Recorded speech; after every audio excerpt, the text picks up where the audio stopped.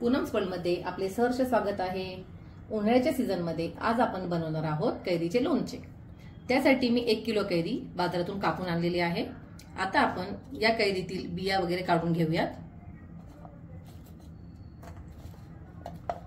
कैरीमधील बिया काढून झालेल्या आहेत। तुम्हाला हवे असल्यास तुम्ही छोटे फोडही करू शकता कैरीच्या। अशा प्रकारे तुम्ही कैरीच्या बारीक फोडी करून घ्या। आपल्याला हव्या त्या आकारात कैऱ्या बारीक चिरून घेतलेल्या आहेत। आता या कैऱ्याच्या फोडी एका फडक्यावर टाकून ते व्यवस्थित पुसून घ्या।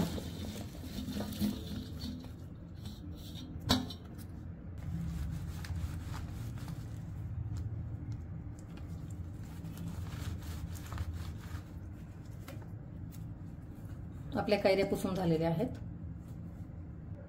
आता या कैऱ्यांच्या फोडींना आपण हळद लावून घेऊयात।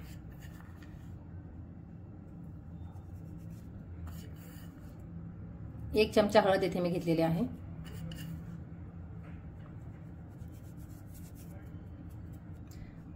हळद लावून झाल्यावर आपण मीठ टाकून घेऊयात।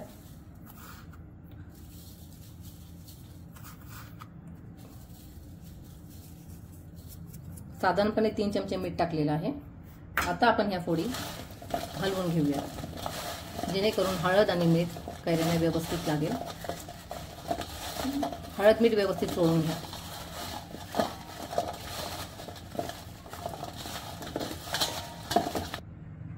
हळद मीठ लावून झाल्यावर कैऱ्या आपण आता एका पातेल्यात झाकायला ठेवूयात। आता या फोडी आपण रात्रभर मुरत ठेवूयात, त्याच्यावर झाकण ठेवूयात। या कैरीच्या फोडी मी रात्रभर मुरत ठेवल्या होत्या। हे पहा, त्याला पाणी सुटलेलं आहे।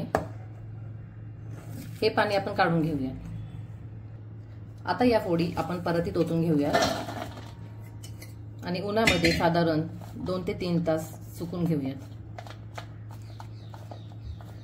कैरीच्या फोडी उन्हात 2 ते 3 तास आपण वाळवून घेतलेल्या आहेत। आता आपण पुढील साहित्य पाहूयात। 1 किलो कैरीसाठी लागणारं साहित्य साधारणपणे पाऊण वाटी मोहरीची डाळ, 1.5 चमचा खडा मीठ, अर्धा चमचा हळद, अर्धा चमचा जाडसर वाटलेली मेथी पूड, 1 हिंगाचा खडा, साधारणपणे 1 चमचा बडीशेप, 4-5 काड्या दालचिनी, 7-8 लवंग, 7-8 मिरी। सर्वप्रथम आपण मोहरीची डाळ मिक्सरला बारीक करून घेऊयात। मोहरीची डाळ अशा प्रकारे जाडसरच ठेवायची असते। नंतर आपण खडा मीठ बारीक करून घेऊयात। खडा हिंगचे अशा प्रकारे मी तुकडे करून घेतलेले आहेत, ते आपण मिक्सरला बारीक करून घेऊयात। लवंग, मिरी, दालचिनी आणि बडीशेप हलकेसे भाजून घेतल्यावर त्याची मी बारीक पूड करून घेते। नॉनस्टिक पॅन मध्ये साधारणपणे 5 चमचे मी तेल घेतलेले आहे। आता या तेलामध्ये मी हळद, हिंग आणि मेथ्याची फोडणी करून घेते। हे तेल मी गरम करून घेतले आहे, ते थोडे थंड होऊ द्या। आपले तेल गार झालेले आहे। यामध्ये मी हिंग टाकते, त्यानंतर हळद,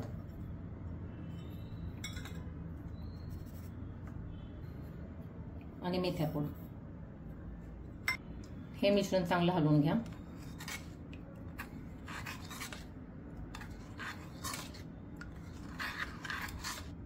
आता हे मिश्रण आपण कैरीच्या फोडींवर टाकून घेऊयात।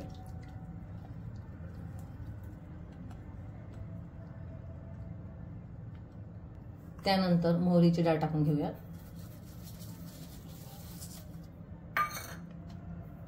खडा मीठ,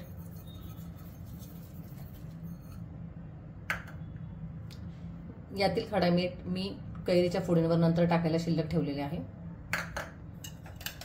त्यानंतर आपण लवंग, मिरी, दालचिनी आणि बडीशेपची पूड केली होती ती टाकून घेऊया।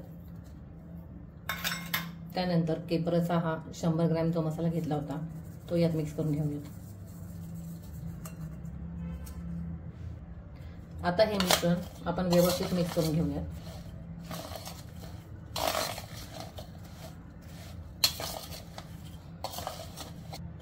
खूपच छान रंग दिसत आहे आणि फोडणी टाकल्यामुळे वास पण खूपच छान आलेला आहे। सर्व मसाले कैरीच्या फोडींना व्यवस्थित लागले गेले पाहिजेत, त्यामुळे एकजीव करताना व्यवस्थित मिक्स करून घ्या।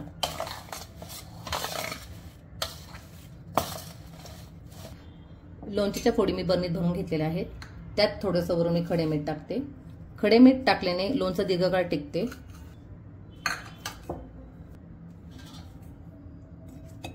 थोडेसे हलवून ही बरणी सुती कापडाने बांधून घ्या.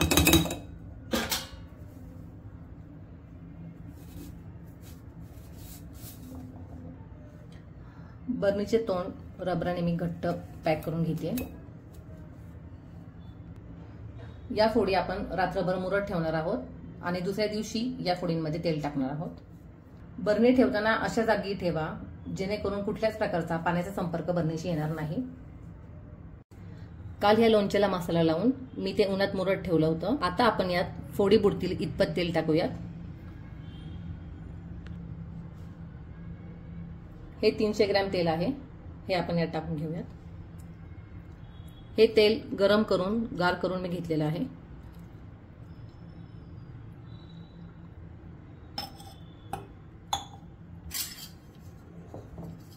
आणि लोणचं हलवून तेलाचं प्रमाण योग्य आहे की नाही हे पाहूया.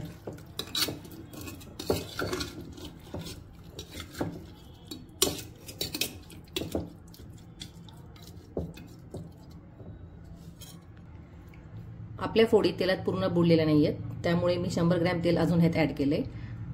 टोटल 400 ग्रॅम तेल 1 किलोला मी घेतलेलं आहे. आता पुन्हा एकदा आपण फोडी व्यवस्थित तेलात मिक्स करून घेऊया. तिखट मिठाचे लोणच्यातील प्रमाण काही दिवसांनी लोणचं मुरल्यावर तुम्ही पाहू शकता आणि त्याप्रमाणे तुम्हाला हवे असल्यास तिखट आणि मीठ वाढवू शकता.